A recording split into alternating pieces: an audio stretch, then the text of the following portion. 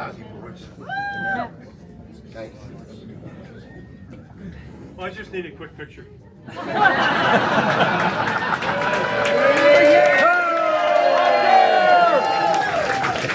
was too quick. Adios.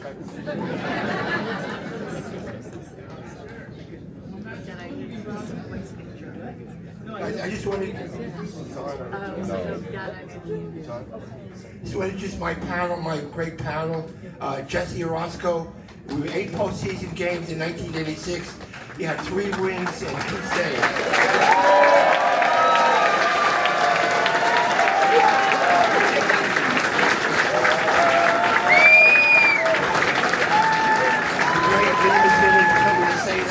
Mets Hall of Famer. We got it from Pittsburgh in August. 2 big pitch hits in Game 6 and 7 of the World Series. The great Mazzilli.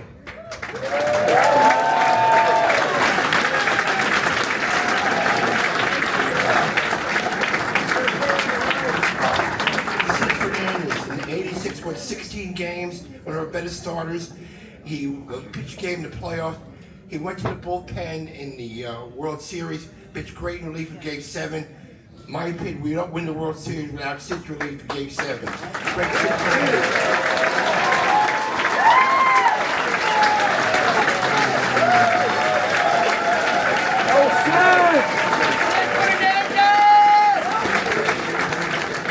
Kevin Mitchell, we used to call him World B. Mitchell. He played all 19 different positions.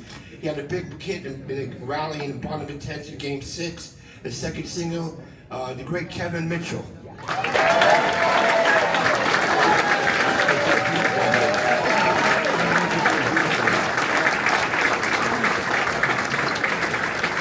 last but certainly not least, the great Mookie Wilson.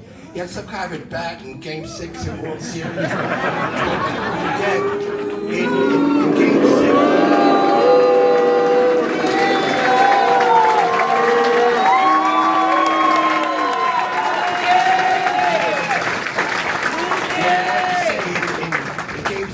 Playoffs in Houston, he had a big hit in the 9th inning. We don't win that play, okay, without him.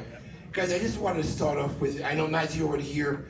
In 1984, we won 90 games, 98 and 85, and in spring training in 86, Davey's spring training speech was, we're not going to win, we're going to dominate. What do you guys remember about this speech? We did.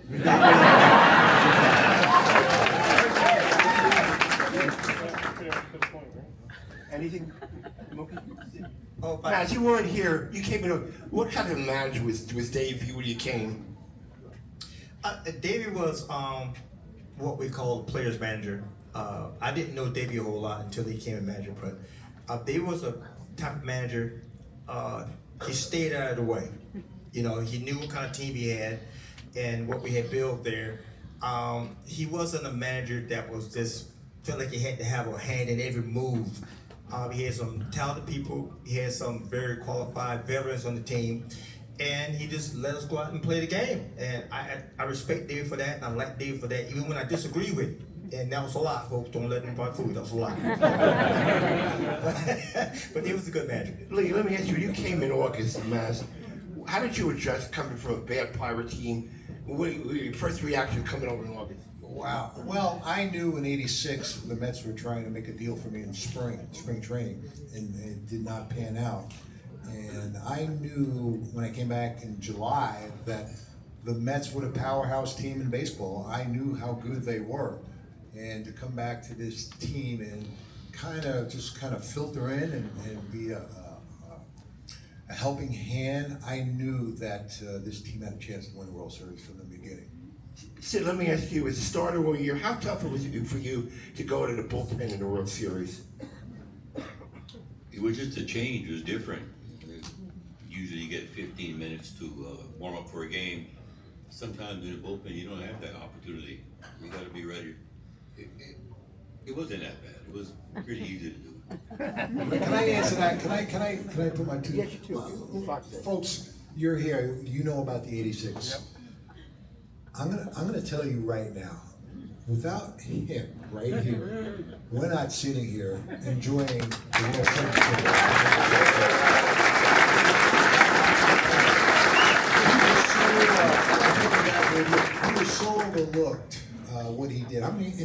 wind up pitching, sir? How many innings did you wind up pitching? 4? 3 in Boston. I pitched a couple. Yeah, and he just kept us in the game because we were down 3-0. So what he did, trust me, I know how the game goes. We're not here. This man did a hell of a job for us.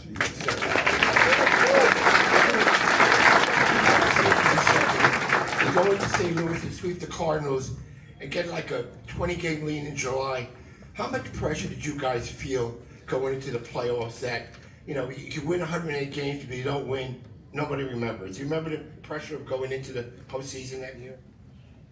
Anybody wants to? Anybody? Mookie? What pressure going into? Winning 108 games, and if you don't win the whole thing, you're losers. Well, I think that teams are people in general are defined by the expectations. And the expectations from that team was win it all. It was win all or bust. And there was a lot of pressure in that regard, but I don't think any player really felt pressure. I mean, maybe that's a little bit arrogant, maybe it's a little bit cocky, whatever you want to call it. That whole year, I just didn't feel that there was a lot of pressures. I knew there was expectations, but I never felt any kind of way that, hey, we gotta win this or we don't win this. That was never part of our DNA in that year. Now, some may sound crazy because people expect us to win, especially after they made the speech. Hey, we had to do something. But that was just a good team, and we were just so confident. Maybe we were just too cocky to know any different. Yeah, I just want to go back to what you said, Mr. Mass. No, Mookie's right, because when we were down 2 games to none going to Boston, I could tell you there was not one player on that team felt that we were going to lose the World Series. Yeah. And we were down 2 games. You could see our plane ride. We had a day off. Davey gave us a day off going to Boston. And there was not one hesitant. I'm thinking, oh man, we're in trouble. We're going to lose this series. Right, Mitch? Are you agree? Yeah, we just felt like, all right, we're down 2 games. That's okay. Let me talk about Mike Scott for a second. In Houston, we're winning 3 games to 2. The perception on our bench is Mike Scott was scuffing the balls. And we felt that we had to win that game. Did you guys feel that on the bench that Game 6 was a necessity to win? The pressure was on as far as both teams. I think we were all sizing ourselves out. And then what happened with that ball that was kind of taken care of. You know, we had to get away from that, do what we were supposed to do, and I'm telling you what, all these guys right here, this team we have, this city we have, we know that they were behind us, and that's why we are where we're at today.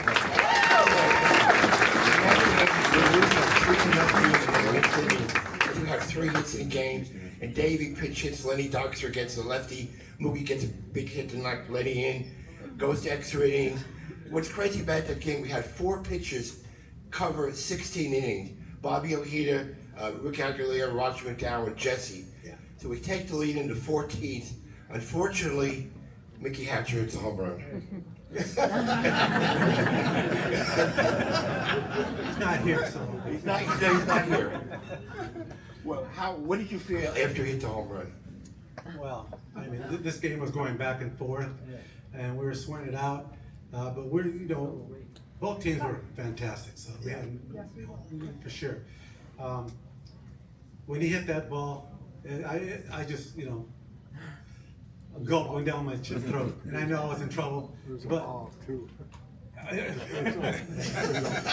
thanks, Maz. He's making this thing even worse for me. When that went over, I knew that we weren't out of it because we kept going back and forth. So it was just a matter of believing in yourself. And they had a really good team. I mean, they can smack the ball around. And so I did the best I could. And then our team just started coming back. And we were just so happy that we had that second chance. It didn't get any easier though, Jesse, right? In the 16th inning, we get 3 runs at the top. They get 2 at the bottom. First and second, Kevin Bass is up. conference on the mound with Keith and Gary. What did they tell you? They told me to shut up out there. Well, you know, Ray and those guys are going up to the mound, and they wanted to see if I was okay, and I said, I'm fine. And they're going, no, you're not fine. You look like you're fine. So they came out toward the mound on me, and I backed off. I said, you know, that's their own thing they're going to do. I'm going to stick with my program, and it worked out really well. I threw the best pitches I could. I was really tired, but I said, no way, I cannot leave the game this way. So I'm glad it worked out. We lose the first 2 games in Boston, at home to the Red Sox. World Series, I mean, playoff hangover, you think? I mean, we lost the first 2 games at home. Did doubts creep in again? Or what was the feeling going to Boston down 2-0?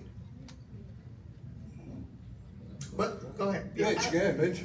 I didn't hear one word he said. We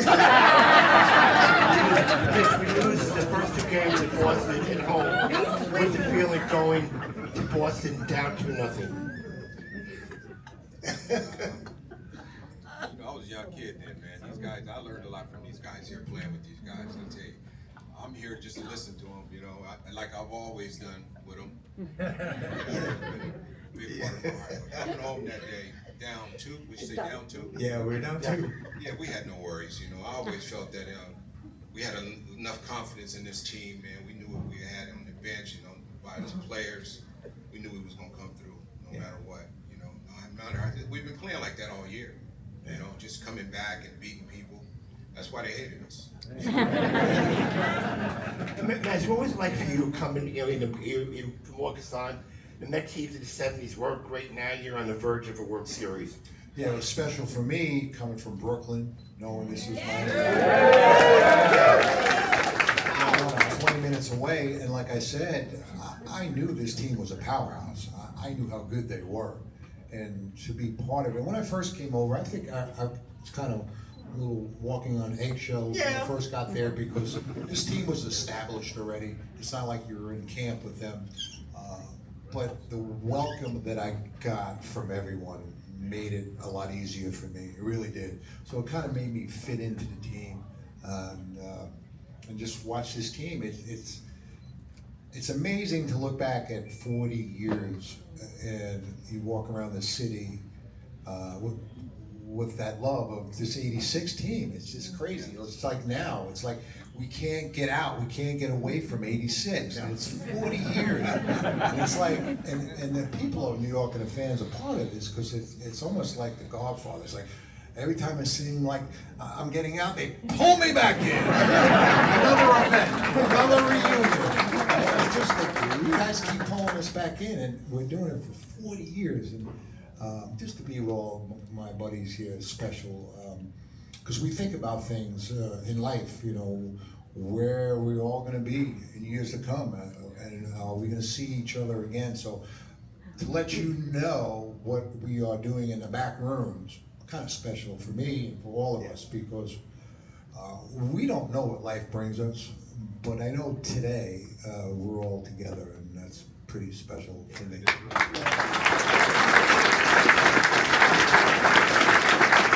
Let's jump into game 6 of the World Series. Mets losing 5-3, bottom of 10, 2 outs. This is an iconic picture of Davey and Mel Stoudemire sitting on a bench with their heads drooped down. What did you guys think at that time? It's over. How are we gonna get back from this? Well, everyone has to say the truth right now. Like, no lying. You have to say the truth. Okay, I'll say the truth. Okay, move. Okay. Okay. At that point, and if you watch that video, David is not looking very happy. No. Mel's not looking very happy. No. And if you look a little bit on the side of Mel, I'm sitting there, and I'm not very happy. And I'm actually thinking, man, we about to blow this thing. Nah, you say, be honest. I'm just telling you, I said, man, we about to blow this thing. We came on, we about to blow it. And, you know, before the inning started, I felt pretty good because we had Wally and Keith leading off the inning. That's two of the best leadoff guys you ever won in the starting inning. But when Wally made an out and Keith made the out, now we were in trouble. we were in trouble. But then as the story goes on, you know how when the kid, you know how kid is always jumping up and down like some kid, you know. But he kept it alive, man. And then we got, you know, Mitch. I don't know where you came from, but Mitch comes up.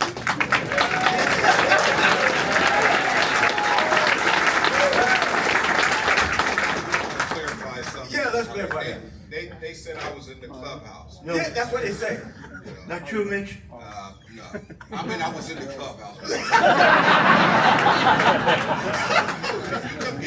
No, I was at day. Somebody came. At the end. But I wasn't on the phone making no flights. No, that wasn't right. I'm a young kid, and you got to realize the Mets make all the flights for you to go home. Yeah. And it wasn't time for us to go home. Kevin, can you tell one story? You're on third base, and Buddy Harrelson told you to look out for a wild pitch from Stanley. Wow. I mean, and that's you were able to score on the wild pitch. It was like Buddy Harrison had a mind of, Yeah. read minds. Yeah. That's how he was. I got to third base, and the first thing he told me when they brought Stanley in, he said, "Mitch, this guy throws a bunch of wild pitches. I don't even know who the guy is." He's there to play. So, like I said, I didn't understand what was going on. I know we have to win this game. But, You know, the crazy part about it, people thought we won the World Series and we had to win Game 7. Yeah. We come back and win, down 3-0. Lee had a big hit in the game, in a rally. And I just wanted to say, you know, we have a lot of our friends that are not here today. Forgive me, I crack up. Davey Johnson, Mel Steinmeier, Bert Holscheid, Bill Robinson, Buddy Harrelson. I just want to take time to recognize the great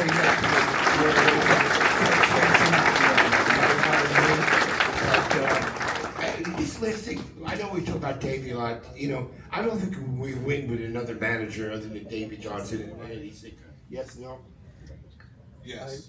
Yes. I say yes. Yeah. I don't think so. It's hard, and you know, I said before, David was the type of manager, he stayed out of the way, and I don't want to try to belittle anyone, but some people feel like they have to have a hand in everything, and sometimes you have a tendency to overmanage.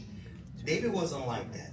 You know, we knew what he expected, and David didn't have a bunch of rules, which kind of.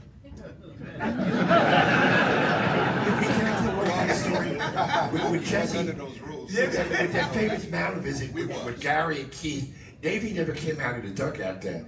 Because he trusted Gary and Keith to get the job done. You remember, it was no Davey. And not many other managers would have done that. Games on the line, series on the line. Davey let his two co-captains handle the stuff, you know, and that was great. Yes.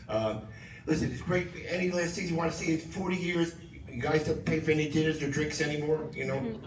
I just want to say one thing. I want to thank the people here for having us here.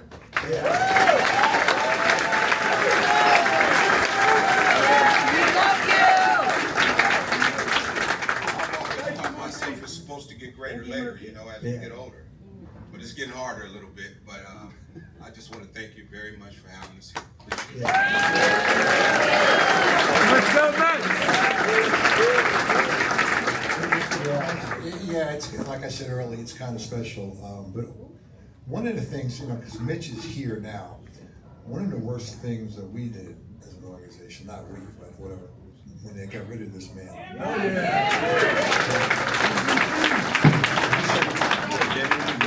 He should have left. He should not have left. But yeah, it's kind of special. And I plan on being here for the 50th. I don't know about